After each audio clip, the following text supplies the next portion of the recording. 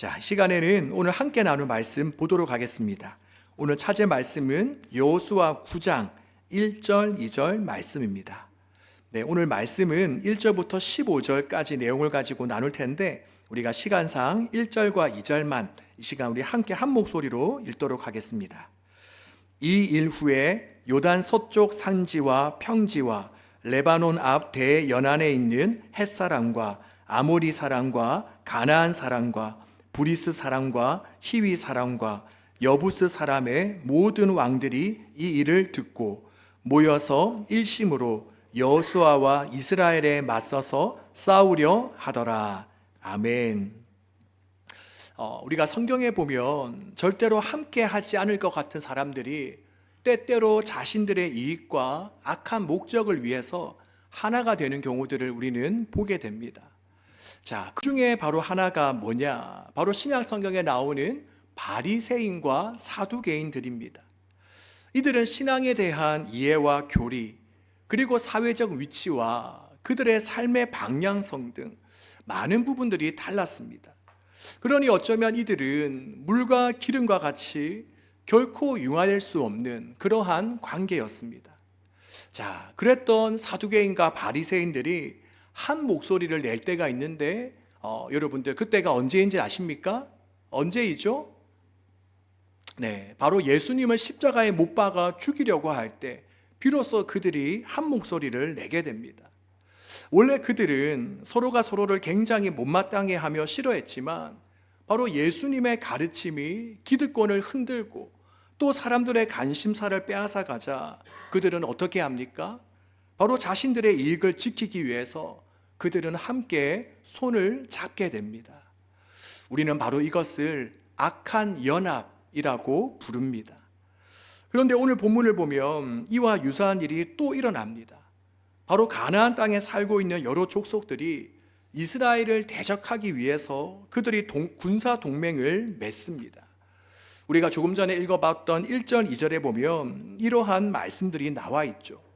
우리가 성경에 보면 이들 전체를 하나로 묶어서 가나안 족속이라고 명칭하고 있지만 원래 여기에 나오는 이들은 가나안 땅 전역에 흩어져 살면서 서로 전쟁을 일으키고 또 경쟁하는 그러한 관계였습니다. 그러니 그들은 비슷비슷한 지역에 살고 있지만 결코 하나로 연합되지 못하고 여러 도시 국가를 형성하고 있었습니다. 그런데 오늘 본문에서 이들은 어떤 모습을 보입니까? 바로 이스라엘을 대적하고자 하는 공동의 목적 아래에 그들은 하나로 똘똘 뭉치게 됩니다. 바로 조금 전에 말씀드린 바리새인과 그 사두개인의 연합과 같은 바로 악한 연합을 형성하게 된 것입니다. 자, 그런데 어쩌면 이러한 현상은 비단 성경 속 이야기로만 국한되지 않습니다. 바로 사실 이러한 모습들은 오늘 우리의 삶, 저와 여러분의 삶 속에서도 얼마든지 쉽게 반복될 수 있습니다. 나보다 조금 더 잘나 보이거나 또 눈에 가시처럼 보이는 사람을 판단하고 정죄하기 위해서 서로 연합하여서 도모하는 그러한 경우들도 있고 또 설령 처음에는 그러한 목적으로 만나지 않았다고 할지라도 이상하게 몇몇이 함께 모여 모임을 가지면 그 자리에 없는 사람들 흠을 보는 경우들이 종종 있죠. 자, 그렇다면 지금 이 자리에 있는 저와 여러분들은 어떻습니까? 한번 이 자리를 비롯해서 우리 자신을 한번 돌아볼 수 있기를 원합니다. 과연 지금 나는 누구와 그리고 무엇 때문에 함께 하고 있는가? 그리고 지금 그 모임은 건강한가? 바로 공동체를 세우고 하나님께 영광을 돌리고 있는가? 아니면 자꾸만 공동체를 무너뜨리고 분쟁을 조장하고 있는가? 또 나는 예수님을 기쁘시게 하는 연합을 하고 있는가? 아니면 나를 드러내고 나를 지키려고 하는 연합을 만들고 있는가? 우리가 이 시간을 비롯해서 한번 지금 나의 모습은 어떠한가? 지금 내가 함께 연합하고 있는 그 사람들과의 그 분위기와 성격은 어떠한지 우리가 한번 돌아볼 수 있기를 바랍니다. 자, 그리고 이어서 성경을 살펴보면 결국 이 가나안 족속들은 이스라엘과 화친을 맺기 위해서 이스라엘 백성들을 속이기로 서로 입을 맞춥니다. 바로 이러한 장면이 오늘 우리가 읽지는 않았지만 4절부터 13절까지 나오는데, 먼저 가나안 족속들은 자신들이 이 근방에 사는 사람들이 아니라 저 멀리서 온 사람인 것처럼 보이기 위해서 그들은 낡은 옷과 신발, 그리고 헤어지고 떨어진 돈주머니와 곰팡이 난 떡으로 위장했습니다. 그리고 그들은 먼 곳에서 왔기 때문에 최근에 일어난 소식은 잘 알지 못하는 것처럼 여리고와 아이성에 관한 소식은 쏙 빼놓고 바로 그 이전에 일어난 출애굽과 요단강 동편에서 일어난 그 소식만 들었다고 이스라엘 백성들에게 이야기를 합니다. 바로 저는 이 장면을 통해서, 이 장면을 묵상하며 두 가지 면을 깨닫게 되었습니다. 먼저 하나는 뭐냐? 바로 부정적인 면인데, 세상은 가면 갈수록 그럴싸한 거짓으로 우리들을 속인다라는 것입니다. 제가 최근에 뉴스를 보니까 보이스 피싱으로 피해를 입는 그 한 해 피해액이 여러분 혹시 얼마인지 아십니까? 얼마쯤 될 것 같아요? 우리나라 사람들이 연간 보이스 피싱으로 피해를 입는 돈 얼마 정도 될 것 같습니까? 네, 나는 안 입었으니까 별 상관없다 이건가요? 네, 저 깜짝 놀랐어요. 연간 피해액이 1조 원 정도 된다고 합니다. 우리 하늘이가 입을 쫙 벌리면서 지금 반응을 해주고 있는데 너무 고맙습니다. 자, 1조 원 정말 어마어마하죠.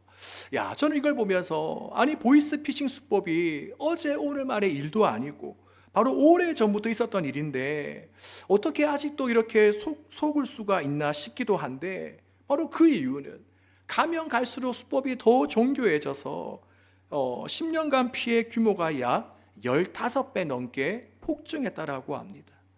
자, 그런데 여러분, 이것은 보이스 피싱만의 문제가 아닙니다. 지금 어쩌면 이 자리에 있는 저와 여러분은 보이스 피싱 그런 사기에 안 넘어갔을지는 몰라도 우리 또한 얼마나 많이 사람들의 속임수와 또 특별히 마귀의 거짓에 속아서 살아가고 있습니까? 때때로 우리는 누군가의 말 혹은 누군가가 SNS에 적어놓은 글과 사진들을 보며 지금 자신이 옳은 길을 걸어가고 있음에도 불구하고, 위대한 삶을 살고 있음에도 불구하고 뭔가 세상에 뒤처지는 듯한 느낌을 받으며 살기도 하고, 또 우리는 내가 원하는 것을 하나님도 원하실 거야, 그리고 이 정도 죄쯤은 하나님도 이해해 주실 거야, 요즘 세상에 이것은 죄도 아니지라는 그러한 유혹을 받기도 합니다.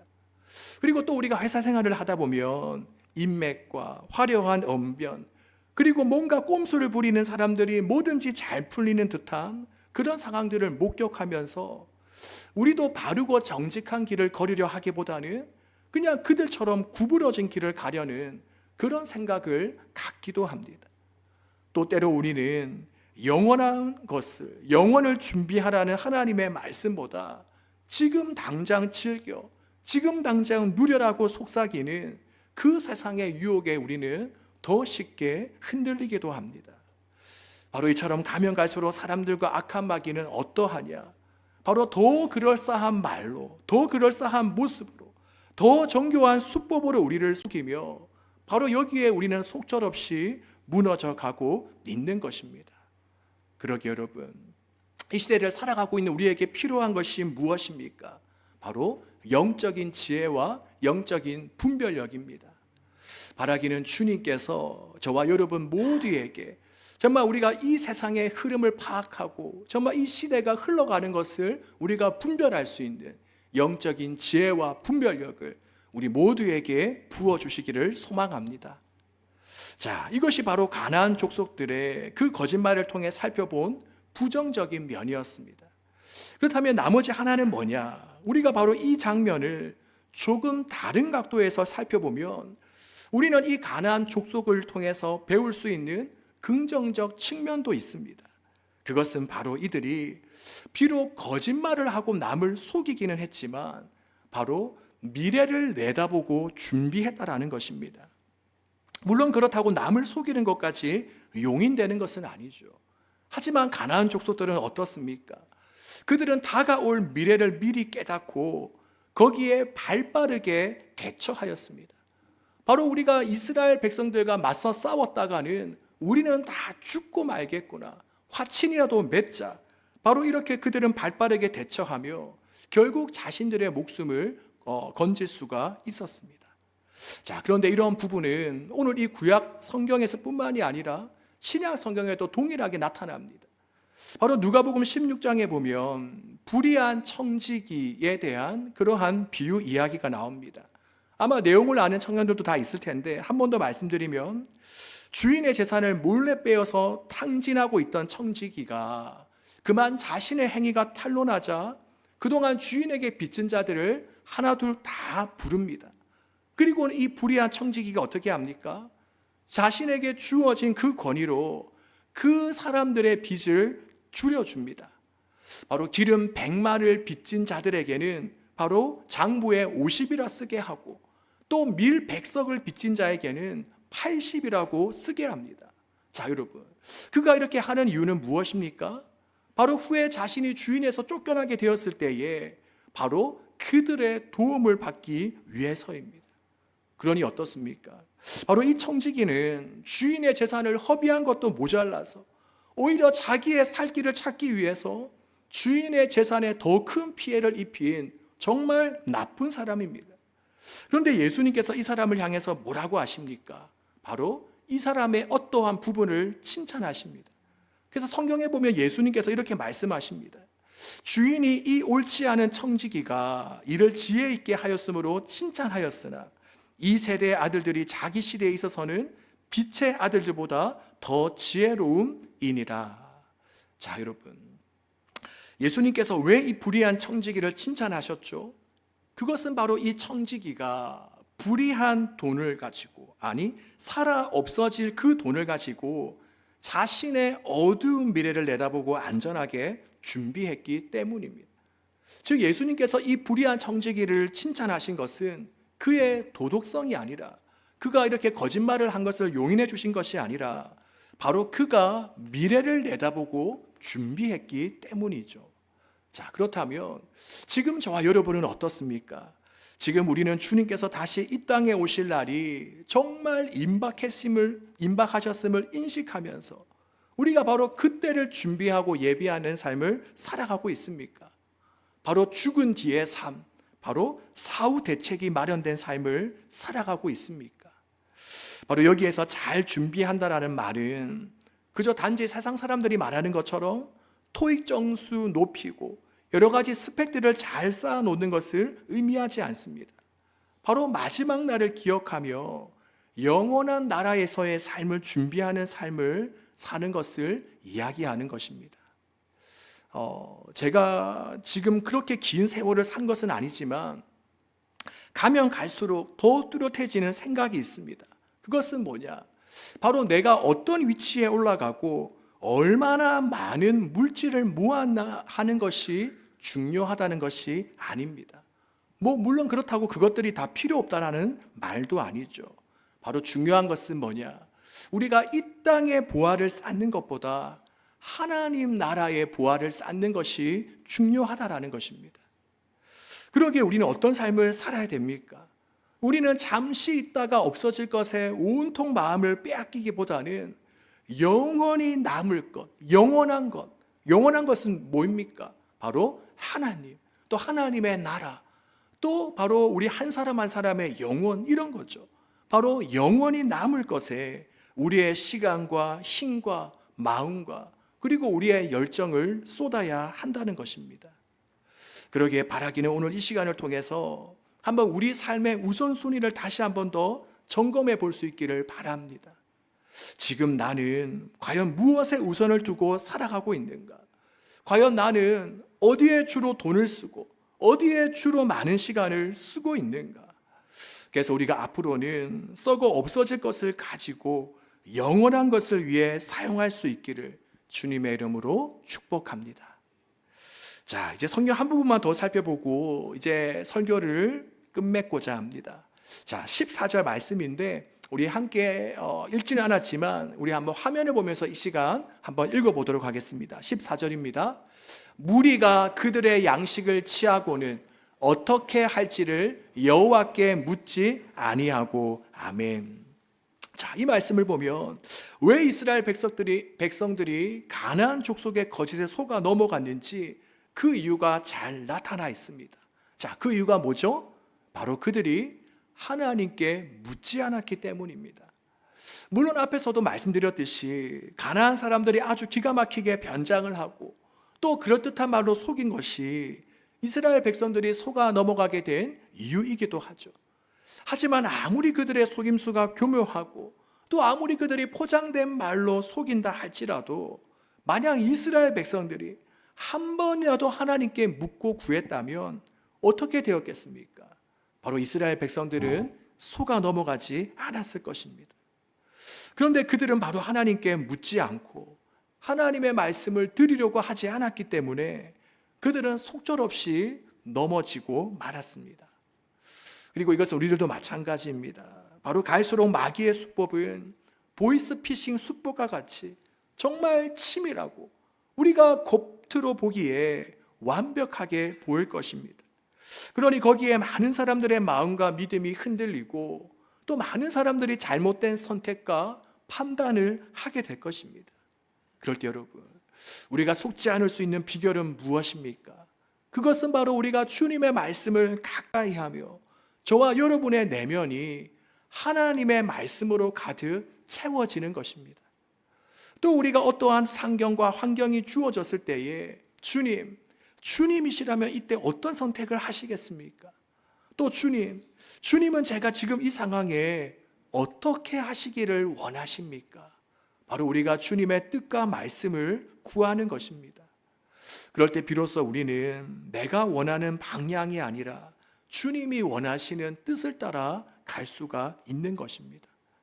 바로 매일매일 말씀을 듣고 말씀을 먹고 사는 사람은 속아 넘어가지 않게 될 것이고 또 하나님께 묻는 사람은 길을 잃지 않게 될 것입니다. 그렇다면 지금 저와 여러분은 얼마나 주님의 말씀에 우리는 귀 기울이는 삶을 살고 있습니까? 또 매일매일 우리가 하게 되는 결정의 기준은 무엇입니까? 하나님이십니까? 아니면 사람이나 상황입니까? 내 느낌입니까? 아니면 하나님의 말씀입니까? 바라기는 오늘부터 우리가 모든 것, 우리가 가령 우리의 진로나 연애, 이직, 그리고 이런저런 여러 가지 선택의 갈림길에서 주님께 묻고 또 주님의 음성에 귀 기울일 수 있기를 바랍니다. 그리고 여기에서 주님께 묻고 귀 기울인다는 것은 몇 가지 예를 들어보면 우리가 친구에게 이야기하듯 때로는 기도하는 가운데 하나님께 그렇게 이야기를 하거나 또 때로는 우리가 성경 말씀을 찾아보거나 또 때로는 공동체나 영적 지도자의 조언을 듣거나 또 내 마음의 깊은 곳에 평안을 살피는 것을 이야기합니다. 이렇게 우리가 이러한 방식을 통해서 주님의 말씀에 귀 기울이며 또 주님의 뜻과 음성이라고 생각되어지는 것에 순종하며 살아가는 저와 여러분 되시기를 주님의 이름으로 축복합니다.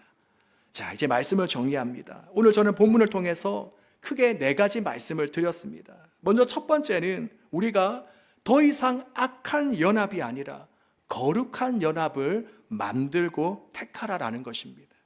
그리고 두 번째는 바로 속고 속는 이 세상에서 살아가려면 바로 속지 않는 영적인 분별력과 지혜가 필요하다는 것입니다. 그리고 세 번째는 지금 당장의 현실에만 갇혀 있지 말고 영혼을 바라보는 관점, 영혼을 선택하는 여러분들이 되어라. 그리고 마지막 4번째는 모든 선택의 자리에서 하나님께 묻고 순종해라. 그리고 여러분, 바로 이러한 삶을 가능케 하는 것은 무엇이냐? 바로 우리가 하나님으로 충만해지는 것입니다. 바로 하나님의 지혜로, 하나님의 말씀으로, 또 하나님의 마음으로 우리가 충만해질 때에 더 이상 우리가 악한 연합이 아닌 거룩한 연합을, 그리고 속이는 세상에서 속지 않고 영혼을 바라보는 관점과 선택을 가지고 살 수 있습니다. 그리고 선택의 자리에서 내가 원하고 바라는 것이 아니라 하나님의 뜻과 계획에 순종할 수 있는 것입니다. 그러기에 오늘 저와 여러분 우리 모두에게 충만한 하나님의 은혜가 성령의 충만하심이 우리의 모두에게 임하기를 간절히 축복합니다.